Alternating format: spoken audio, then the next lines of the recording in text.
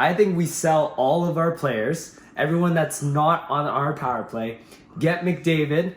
Just shoot the puck and stop passing it around. Fire the coach. They don't take advantage of the extra man. They'll get caught in puck battles and they won't bring in the extra guy, or the extra guy will be too far away. Hey Canucks fans, let's talk about the single biggest reason why the Canucks are struggling right now, and that is their pitiful power play. I'm Canuck Clay. I'm the founder of the GLCPC, the Good Looking Canucks Positivity Club. This is my Canucks take on One Take. It's Clay's Canucks commentary for Saturday, November the 6th. If you're new, here's what you should do. Hit the subscribe button now for daily Canucks insight that's positive, timely, and trustworthy. And as always, this vlog is brought to you by Perform and Transform, personal training and weight loss. Sign up now for a free 7-day trial. The link is in my video description below. Okay, before we get to the power play, I want to say two things real quick. Number one, it's your last chance to sign up for my 8K giveaway. So I'm cutting that off tomorrow at 12 p.m. You get an extra hour to enter that because that contest because of daylight savings falling back tonight. It's great, an extra hour sleep too. But make sure that you're in by tomorrow at 12 noon Pacific time. Go to my Instagram page at Clayton Imoo, my full name, for all contest details. And today's Saturday, that means tomorrow's Ask Me Anything. I've put a post up on my community tab asking for questions for tomorrow's vlog.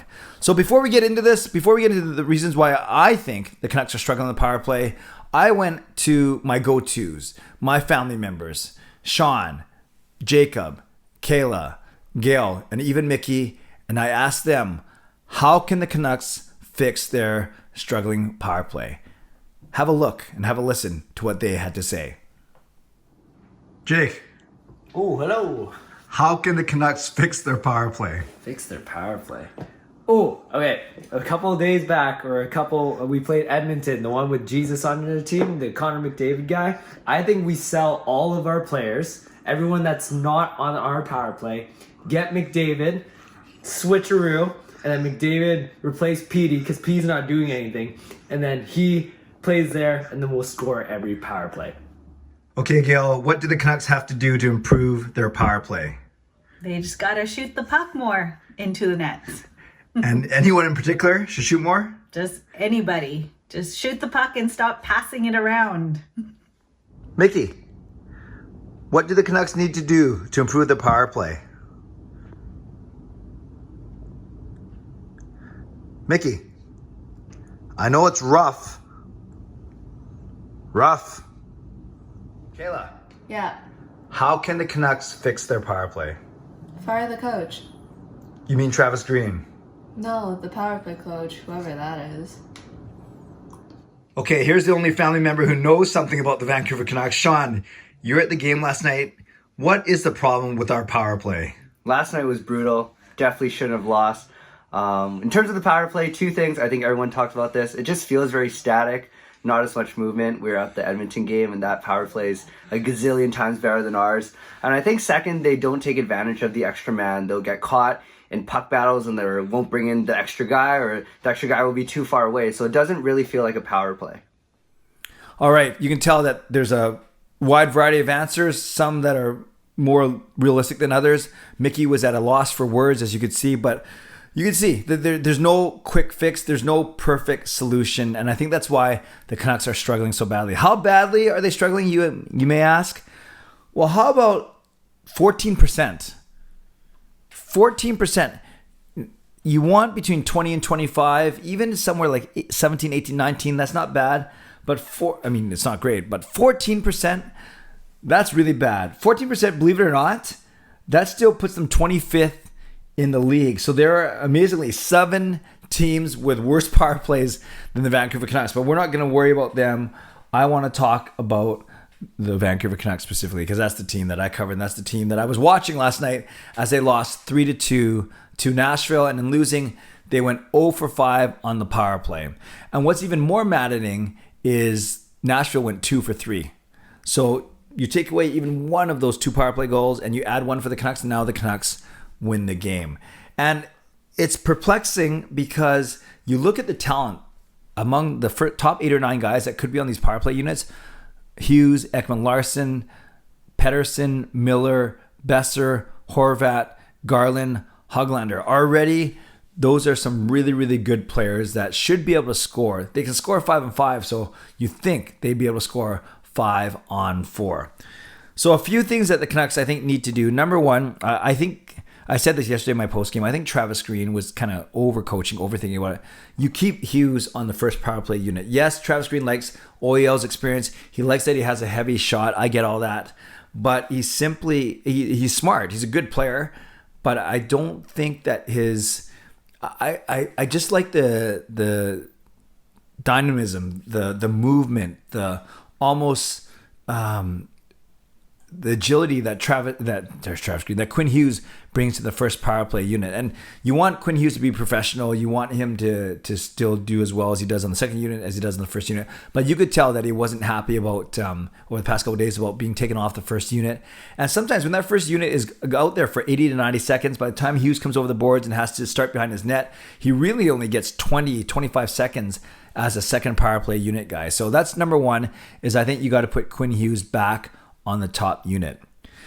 But number two, that doesn't mean that means OEL has to go on the second unit. You could try two defensemen. And if you use OEL, say, on the point, you could put Hughes on one of the two half boards, maybe on the right half board where Pettersson usually is as a lefty. And then Hughes can do what he does best, and that's edge work, pivot, spinning, turning, spinning off guys, and actually creating movement, which I think is the biggest issue. So imagine a guy like Hughes being able to do that. Imagine putting Garland on the other side as a right shot on his strong side.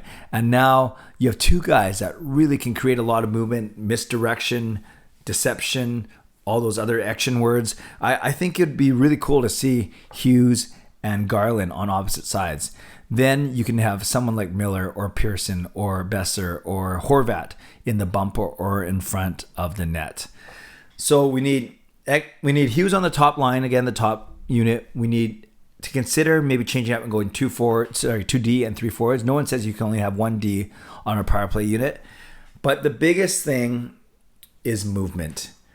Because the Canucks set up and they basically play pass between the top 3 guys of the umbrella, and they really don't use the bumper guy, and they certainly don't use the net front guy enough. But you look at Nashville's 2 power play goals, they were created with movement. And one thing I think the Canucks need to do more is pass it to the point, but then have a forward, either the bumper guy or even the net front guy, but like the bumper guy, actually come up, wheel up, and then just start skating towards the net from the blue line. Or even from the sideboards, because when you create movement, then it forces a defenseman or an opposing forward to make a decision.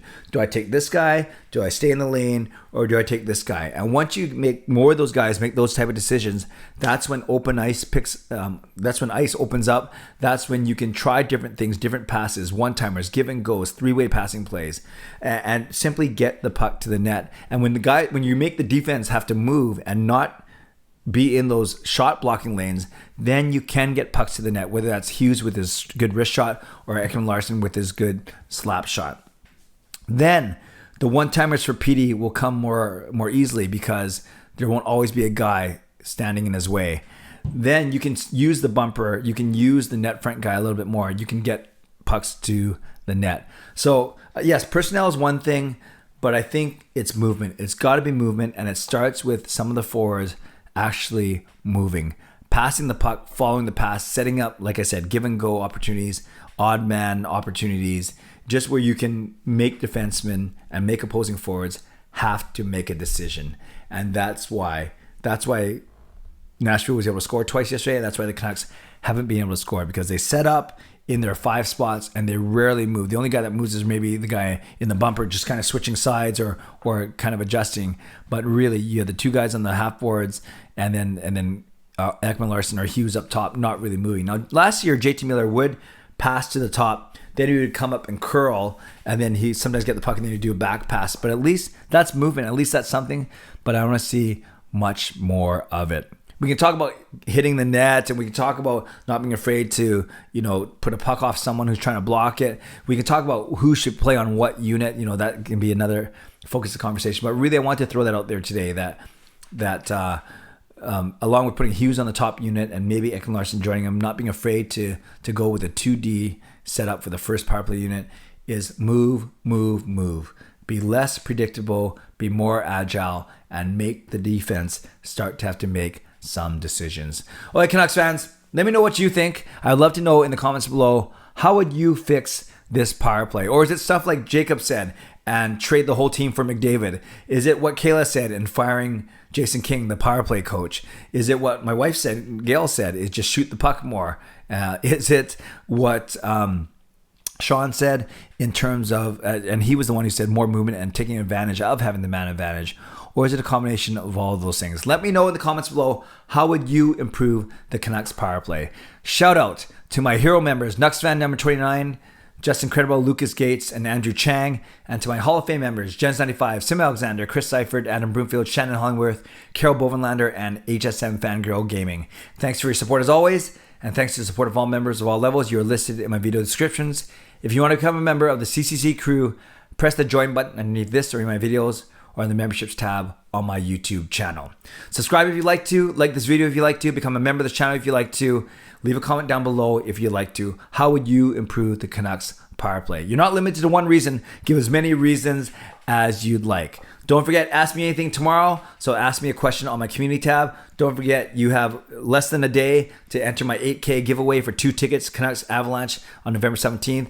And tomorrow night on my live stream at 10 p.m., I'm going to not only announce the winner of that giveaway, but I'm going to give much more details about my Canuck Clay at the Park Pub event on Saturday night, November 13th. Okay, friends, stay safe, stay healthy, take care of yourselves, and take care of each other. Have a great day. God bless, and go Canucks go.